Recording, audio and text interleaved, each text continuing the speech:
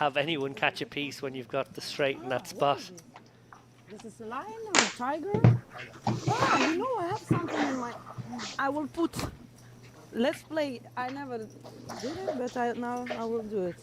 Let's play some lucky. Where is it? Yeah, talisman. Mascot wars about to begin. Nina looking to square off against the tiger with a lemon. Now, listen, anything but not a lemon. I guess if you threw the lemon very, very fast at the tiger. On the table. Like this.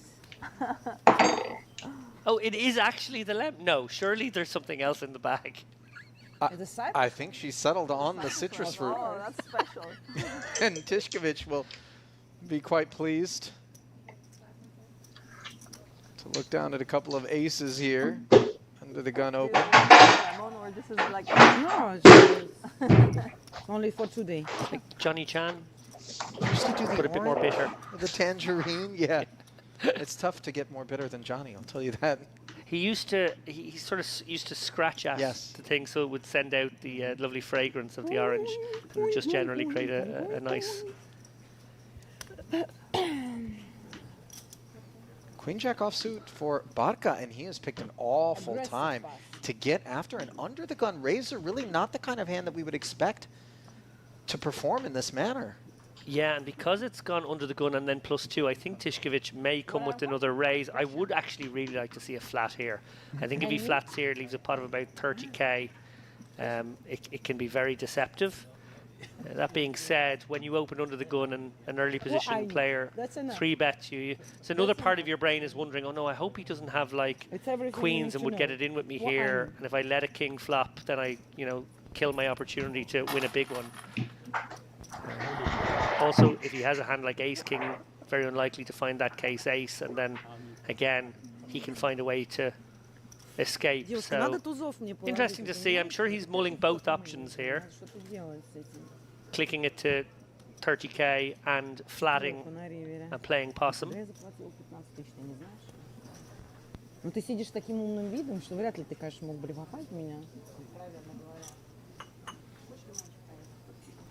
Well, pulling back the chip suggestive that we are going to see a 4-bet here. Yes, Stanislav טישקביץ has 4-betted to 32,000. And that should be that.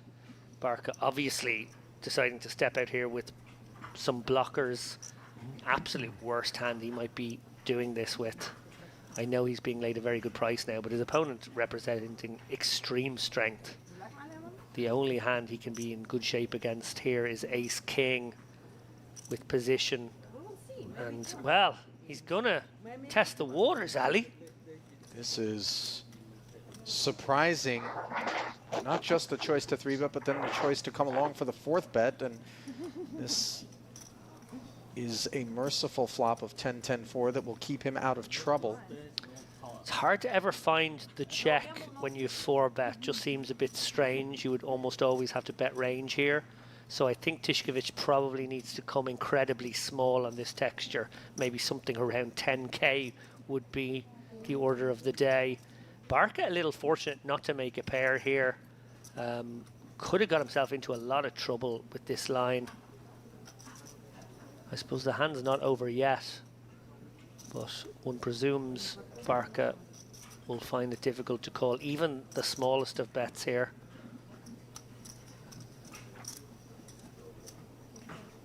Just how small? 15,000 into 70. It does beg for a call. And the price being laid for a hand like Queen Jack that's thinking I've got 2 overcards, maybe some backdoor equity in the form of a straight and position. You could see the temptation, but it is going to be costly. So nicely done by טישקביץ, by the way, to find the number that Queen Jack would stay interested in. And now the door is opened, courtesy of this delightful 9 for Barca to spike an 8 or a king for a winner as he picks up the open ender. Yeah, טיškvić not concerned about the double 10 on board. Very unlikely that his opponent found a hand that he would 3-bet, call a 4-bet that contains a 10. Equally virtually no 10x in his own range, so almost able to disregard it and just proceed as if trying to get a hand like Jack's in by the river here. We see here Barca has actually picked up his best possible card from an equity point of view, and he may use it to try to blast off a perceived ace-king that would still be in the Tyszkiewicz range. We'll have to see how it proceeds. Now, having been called on the 10-10 4-flop, Tyszkiewicz can get the sense that he's up against enough hand to bet maybe more than a quarter pot here. I do like this because it's still just 88 into 150 on the river, which is only just north of 50%. So basically massaging the pot as he goes, trying to make sure a hand like jacks or queens doesn't find a way to escape at this point.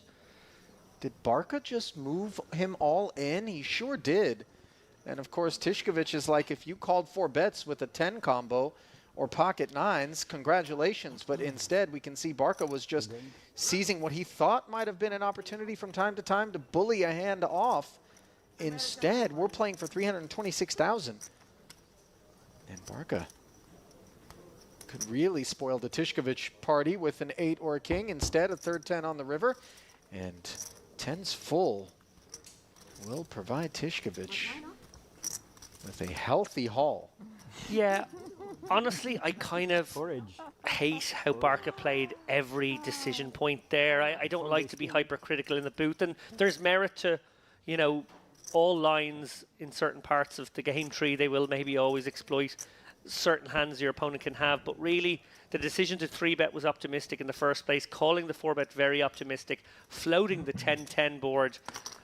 Well, I think now we're getting into a sort of a leveling war, praying that his opponent had a hand like ace-king, and then when he faces the second barrel, obviously he got his best card, felt like he could blast off the ace-king, but actually to that sizing, he could have called once more, tried to hit his hand, feeling pretty confident at that point that his opponent did have a hand like aces or kings, and if he could make a hand, he could probably stack his opponent with the implied odds, and almost getting the right direct price actually there on the turn. So I'm not a huge fan of how that hand progressed, but you know, he's built himself a very big stack, probably by playing a very aggressive style. We'll have to see now over the course of the next couple of hours and to try to that style works. Delve into Barca's psychology there. Sometimes it's the product of having that big stack where you go, well, you know, I'm looking over at Tyszkiewicz. He's only got this much. That's the maximum I can lose. So I can well afford to maybe make a mistake here, but a costly one, as we saw. Yeah, and the difference between it being a 3-bet and a 4-bet pot, very important here. In a 4-bet pot such as that, there just isn't any 10x. So your ability to sort of semi-bluff